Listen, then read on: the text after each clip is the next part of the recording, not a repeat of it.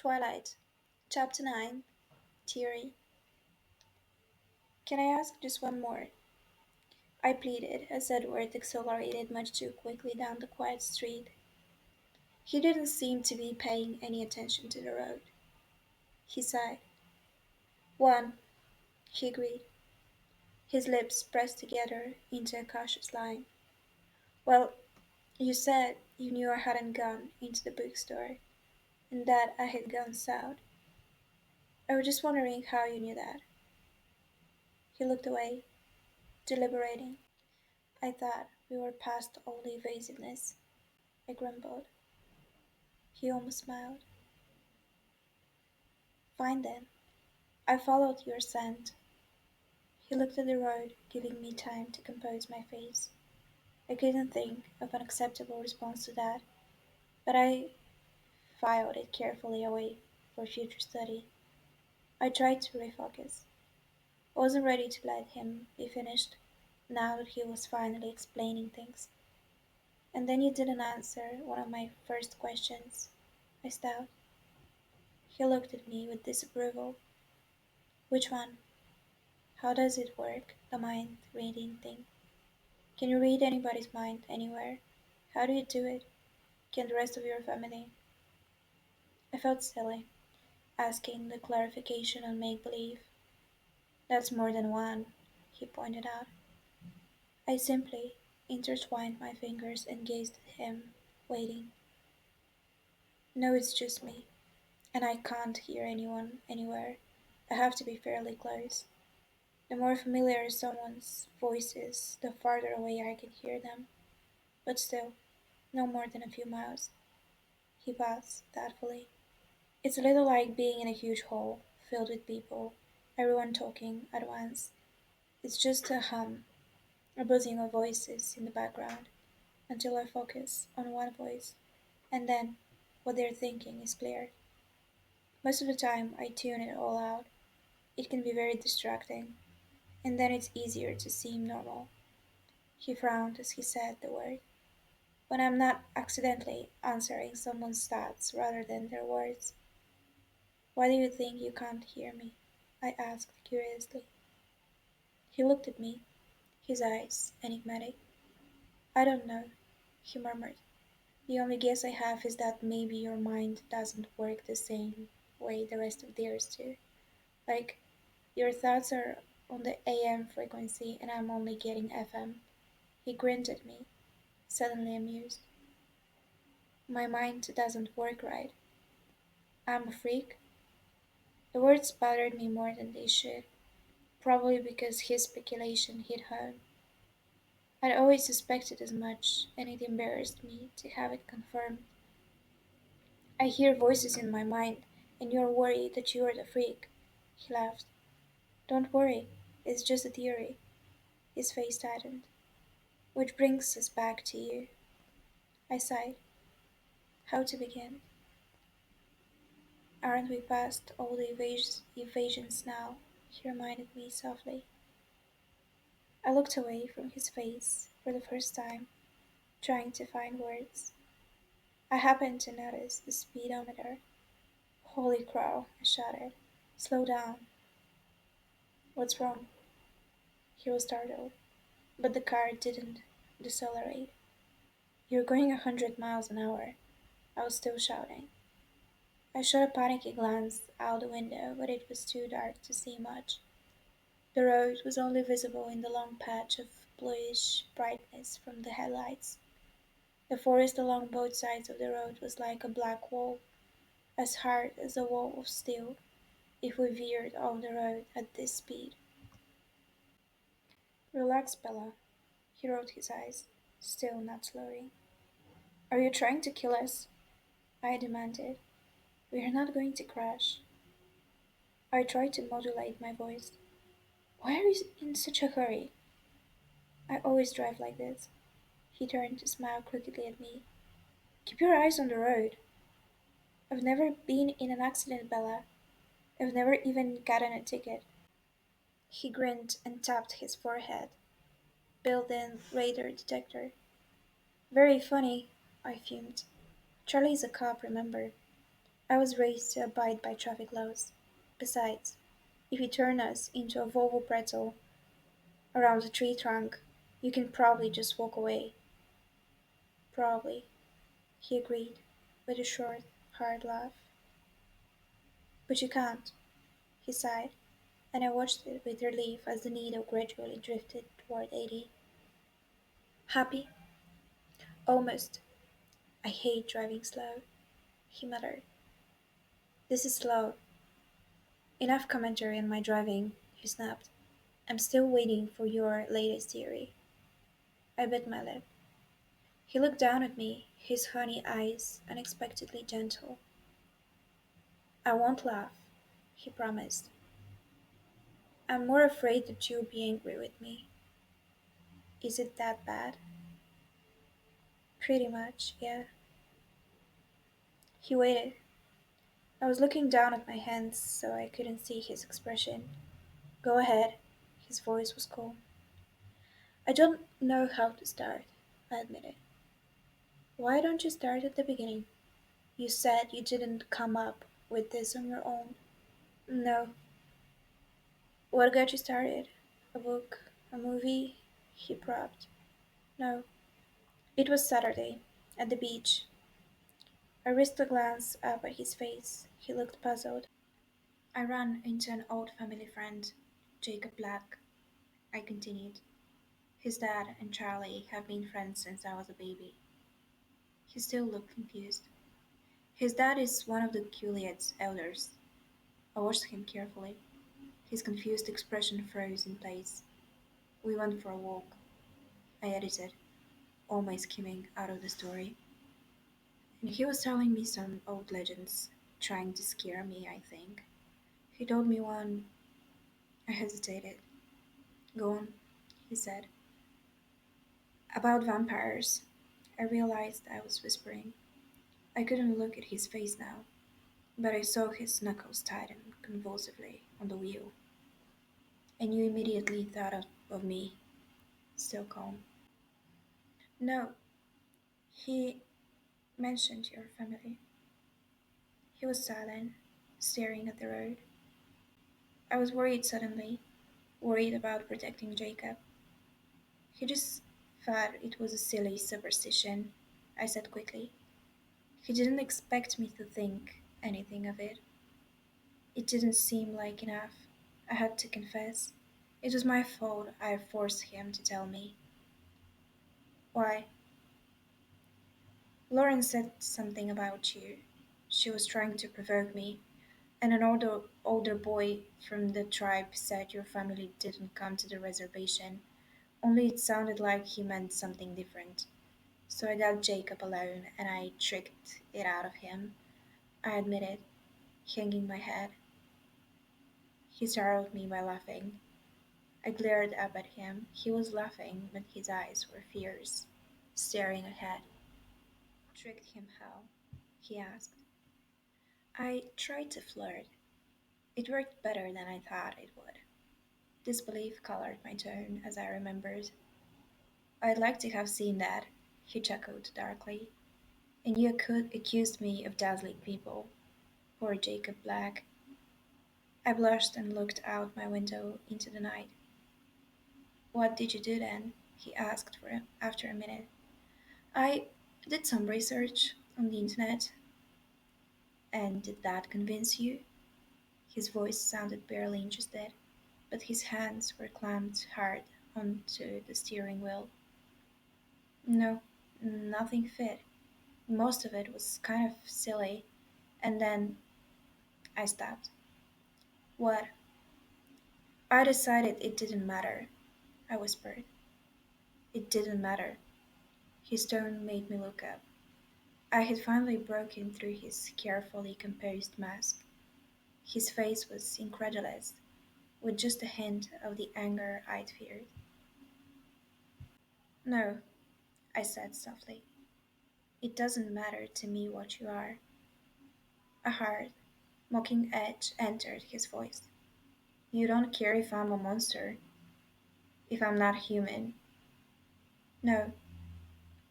He was silent, staring straight ahead again. His face was bleak and cold. "You're angry," I sighed.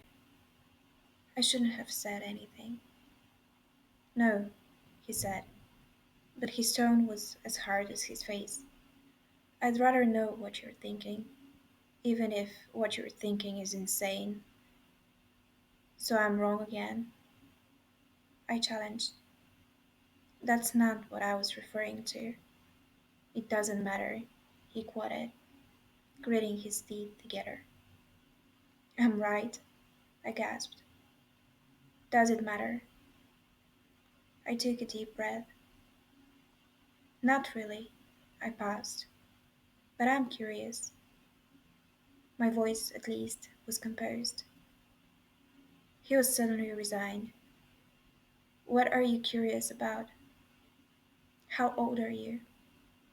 17, he answered promptly. "And how long have you been 17?" His lips twitched as he stared at the road. "A while," he admitted at last.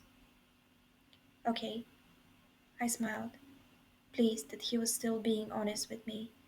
He stared down at me with watchful eyes, much as he had before, when he was worried I would go into shock. I smiled wider in encouragement, and he frowned. "Don't laugh, but how can you come out during the daytime?" He laughed anyway. "Myth. Burned by the sun. Myth. Sleeping in coffins. Myth." He hesitated for a moment, and a peculiar tone entered his voice. "I can't sleep." It took me a minute to absorb that. "At all?" "Never," he said, his voice nearly inaudible. He turned to look at me with a wistful expression. The golden eyes held mine, and I lost my train of thought. I stared at him until he looked away. "You haven't asked me the most important question yet." His voice was hard now, and when he looked at me again, his eyes were cold. I blinked, still dazed. "Which one is that?" "You aren't concerned about my diet?" he asked sarcastically. "Oh," I murmured. "That. Yes, that." His voice was bleak. "Don't you want to know if I drink blood?" I flinched. "Well, Jacob said something about that." "What did Jacob say?" he asked flatly. "He said you didn't hunt people. He said your family wasn't supposed to be dangerous because you only hunted animals." "He said we weren't dangerous." His voice was deeply skeptical. "Not exactly. He said you weren't supposed to be dangerous, but the Quileads still didn't want you on their land, just in case." He looked forward, but I couldn't tell if he was watching the road or not. "So was he right about not hunting people?" I tried to keep my voice as even as possible. "The Culeads have a long memory," he whispered. I took it as a confirmation. "Don't let that make you complacent, though," he warned me. "They're right to keep their distance from us. We are still dangerous." "I don't understand." "We try," he explained slowly. "We are usually very good at what we do. Sometimes we make mistakes. Me, for example, allowing myself to be alone with you. This is a mistake." I heard the sadness in my voice, but I didn't know if he could as well. "A very dangerous one," he murmured. We were both silent then. I watched the headlights whiz with the curves of the road. They moved too fast. It didn't look real. It looked like a video game. I was aware of the time slipping away so quickly, like the black road beneath us, and I was hideously afraid that I would never have another chance to be with him like this again. Openly, the walls between us gone for once. His words hinted at an end, and I recoiled from the idea. I couldn't waste 1 minute I had with him. Tell me more, I asked desperately, not caring what he said, just so I could hear his voice again. He looked at me quickly, startled by the change in my tone. What more do you want to know? Tell me why you hunt animals instead of people, I suggested, my voice still tinged with desperation. I realized my eyes were wet, and I fought against the grief that was trying to overpower me. I don't want to be a monster. His voice was very low. But animals aren't enough. He paused.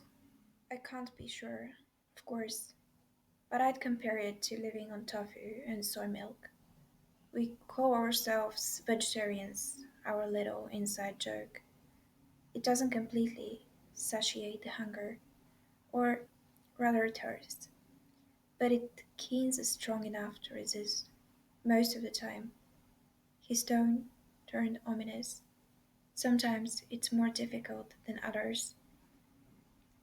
Is it very difficult for you now? I asked. He sighed. Yes, but you're not hungry now, I said confidently, stating, not asking. Why do you think that? Your eyes. I told you I had a theory.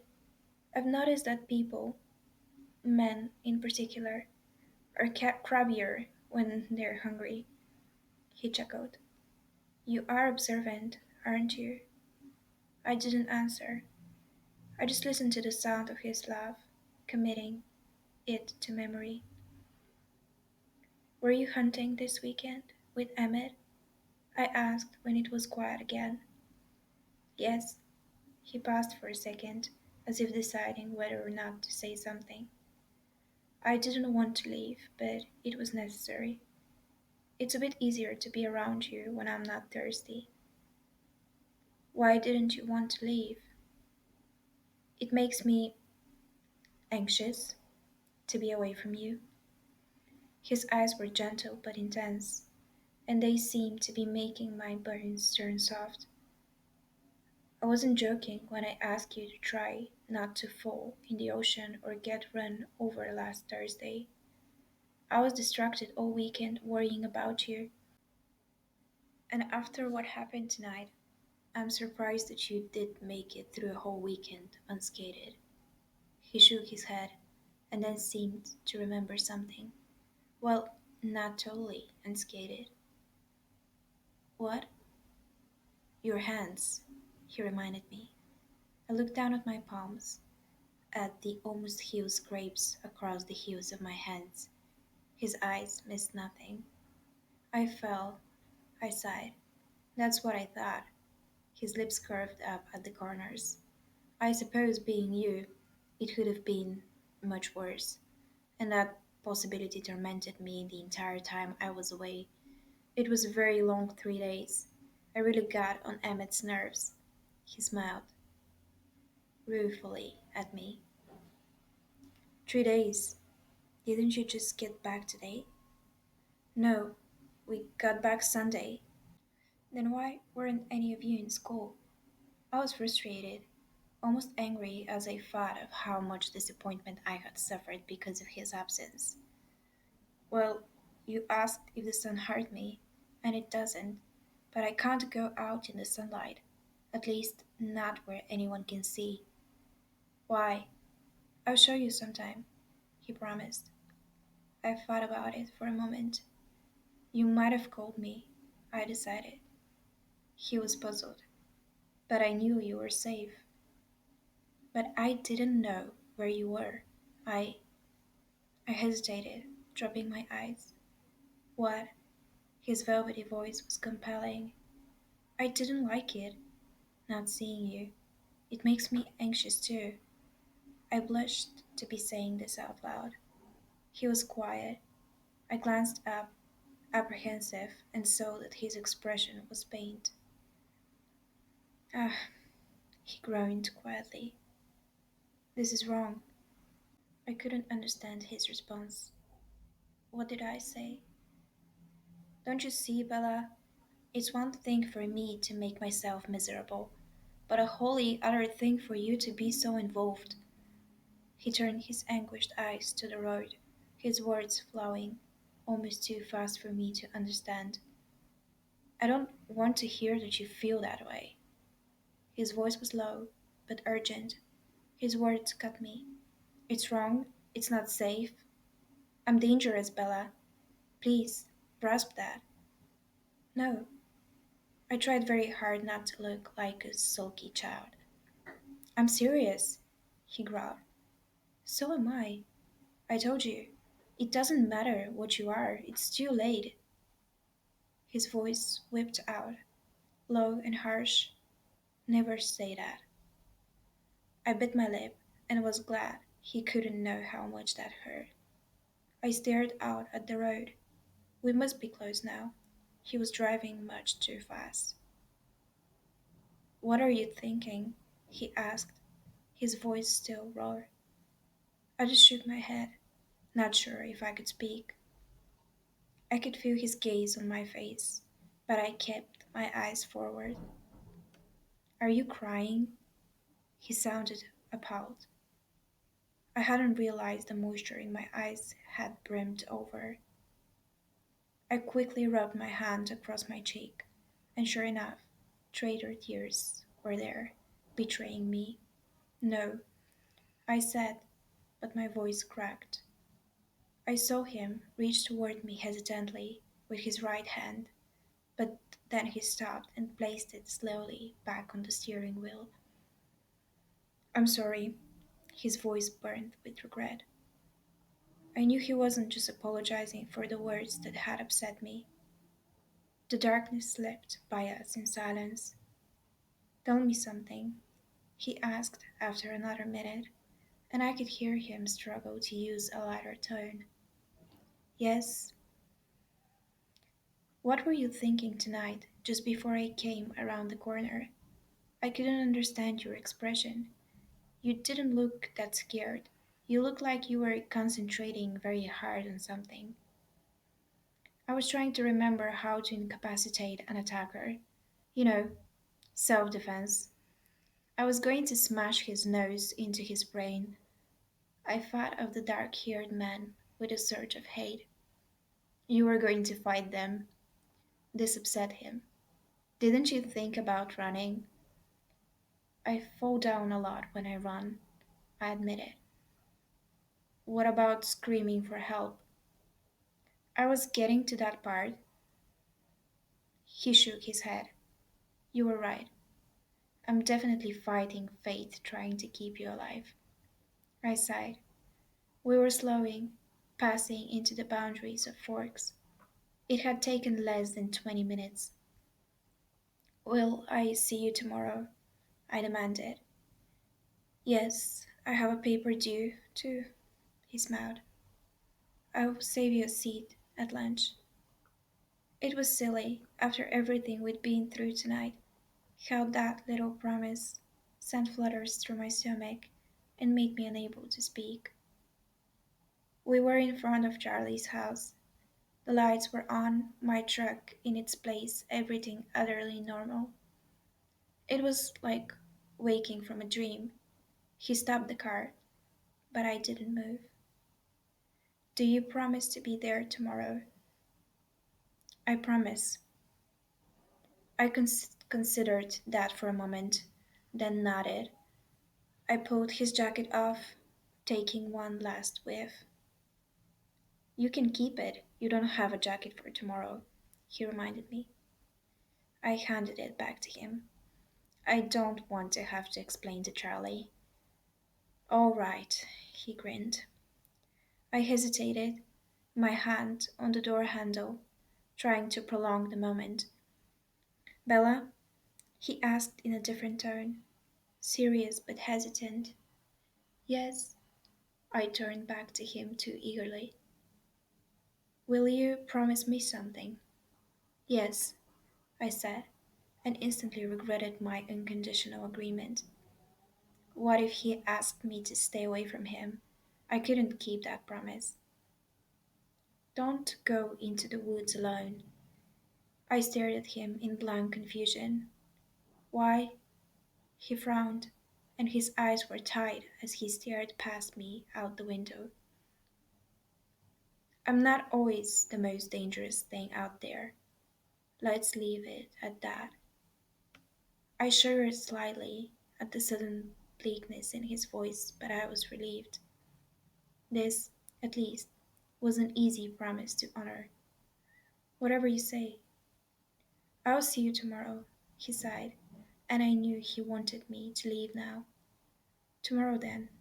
I opened the door unwillingly. Bella?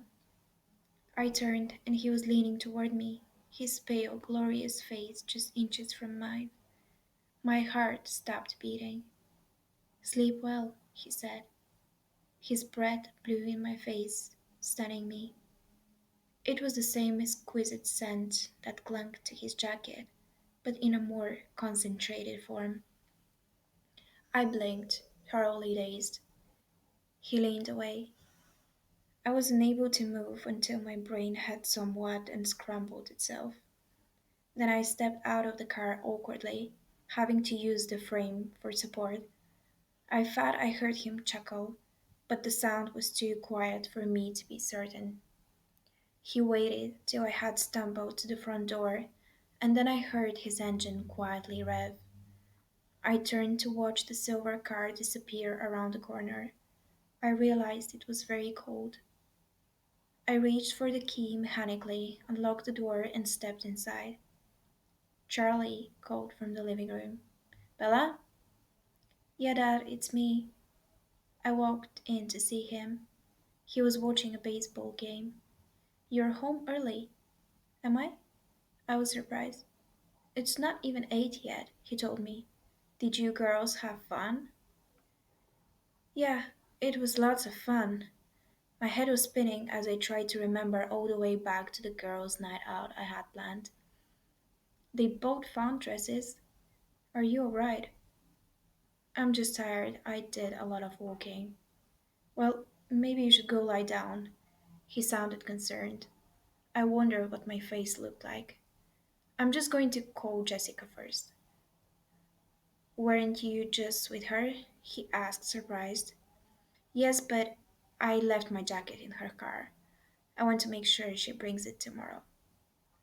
Well, give her a chance to get home first.